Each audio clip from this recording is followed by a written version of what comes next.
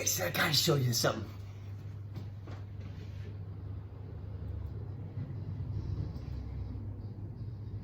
Mace, this lady, this is right there at West Seattle, right off of Salty's restaurant. Just press the video, make it play, Mason. Oh, man. Mason, when you learn to dive, you learn how to use the equipment in a swimming pool. And then your final test is you go out to the real Puget Sound, and you go diving down there with the dive instructor.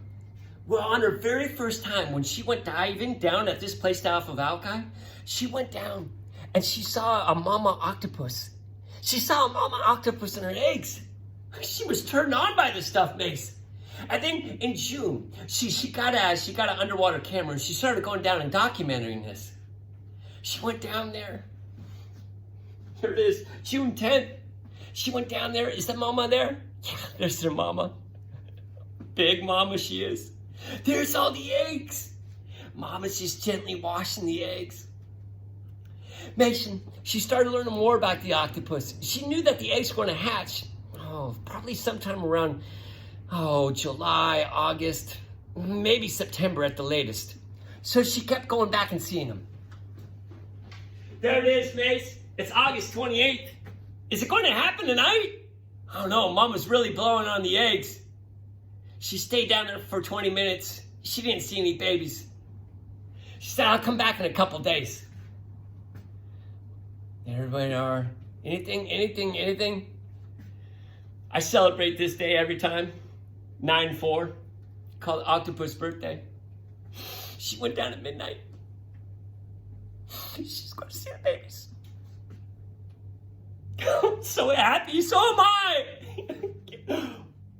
What? Where, baby? I said baby. That's a baby octopus right there. No way. Another one, and another one, and another one. More and more babies. Oh, little squishy Mason. Oh, man. She now looking at swim. Oh, that's a giant Pacific octopus, the biggest octopus in the whole wide world. Mason, I could keep watching this and watching this and watching this and watching this, and more octopus are coming out. Oh, I'm going to start to cry, Mason. Mason, we're talking about octopus. They're a mollusk, a soft-bodied animal with a shell, but it's the exception to the rule. They don't have a shell. Sarah, I got some stories here. Why don't you pick a story? Okay. I test. See, Sarah, what they did, they've done a lot of research on these octopus. It fascinates scientists. Well, they had an octopus in a tank, and they had a red ball, and then they had a green ball. And every time it went up and it touched the green ball, it would get a little snack. Crab leg. What happened, Sarah? Yes. What happened is we'd just go up there and start touching the green ball.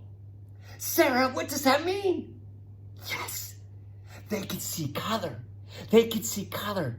And Sarah, if you could see color, that means to have well-defined eyes. Oh, good one. Emily, pick a story. Hat trick? All right. Well, Emily, when I go to the Mariner game, they do the hat trick. They put the baseball under one of the hats, and there's 3 hats, and they move them around, Emily. I can't keep track of it, Emily. I wait until the end, and whoever's holding up the most fingers, I'll go, yeah, 2! Yeah, that was right. Well, they do the same thing with the octopus. They have 3 boxes, and they put a crab underneath one of them. They move it around, and every time it goes, it's under this one.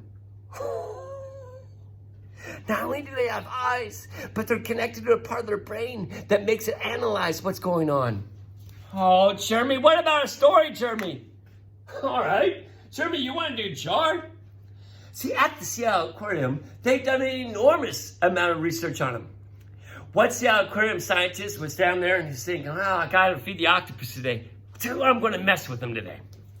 What I'm going to do is I'm going to take a glass jar and put the crab in it and then put the lid on it, just to see what the octopus would do.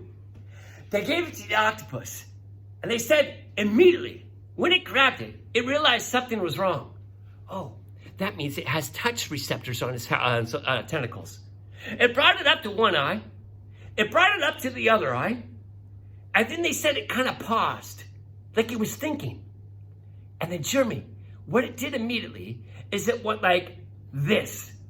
It took the lid off. It saw the diver turn this way. And what it did is it undone what the diver did. Turn this way to take the crab out. Mind-blowing. Claire, story, Claire. Mazes? Well, Claire, they built this huge maze. You know where it go in, it hit a dead end, and then it would go over to another one, and that was a dead end. And finally it would get to the other end of the maze, and when it did, it would get a crab leg. Yay! Now, Claire, you're a scientist, and you know that if you have to do an experiment, you got to repeat it. So, Claire, they got this octopus, they put him in the maze, and then they brought him back, dumped him in the tank.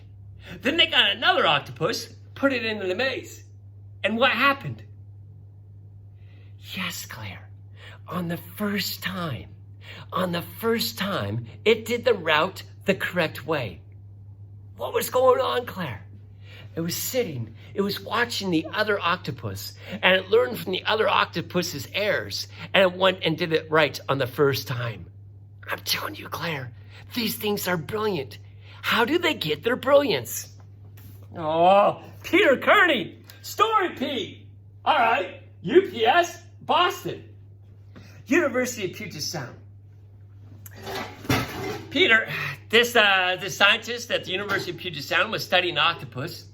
He came into his room and he sat down on his chair and he sat down and said, oh my God, it was wet. Pete, he had to walk around with wet butt the whole day. That's not cool. He came in the next day, he sat down. Oh my God, it's wet again. What the heck's happening? Hey, funny joke, you guys got me 2 days in a row. But really, it's not that funny. Stop doing it. He was going to get the person that was doing this joke on him, Peter. So that night when he left, he put a video camera, pointed it on his chair, pressed record. Came in the next day, I'm going to get him. Came in the next day, it was wet. Rewind and play. What did he see, Pete? The octopus from the other side of the room was in a tank, and it slid the glass back, filled its head up with water, slithered all the way across the room, spit on his chair. It was like he was playing a joke on the person that was studying him.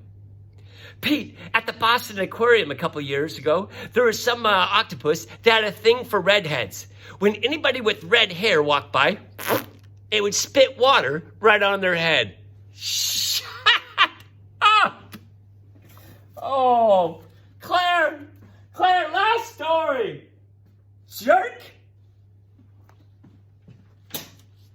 Claire, are you talking about this jerk? Yeah, this jerk. Claire, this jerk, this is right at that video where we saw it down there at Alki. Well, this diver was about ready to go out there and go diving to see this octopus. But this diver come out with the dead octopus. The guy come up to him and goes, hey, what'd you do that for? I was going to go swim with that. Yeah, I killed it. What do you mean you killed it? Comes out and swims with us. It plays with us. Yeah, no biggie. He had 2 metal pipes. He said he would go down there where the octopus were hiding and he'd start banging the metal pipes to scare out the octopus. And then when the octopus came out, he starts clubbing it and he killed it. He said, you know what? I can kill it because I can. And I'm going to eat it tonight. See, it is legal to go harvest 1 octopus a day out of the Puget Sound as long as you have a shellfish license. Well, since this falls under the shellfish category, they said it's legal. Because of this jerk, though, then they're made these marine sanctuaries, places that you cannot harvest an octopus. And popular dive spots are those places. See, the question that baffles scientists is how? How do they get to be so smart? They only live for 3 years. You guys are smart because you got mom and dad. Well, both their mom and dad died. You guys are so smart because you learn from each other. Well, I told you, they live a totally solitary life. So how did they develop intelligence in just 3 years by living all by themselves? It's what fascinates scientists.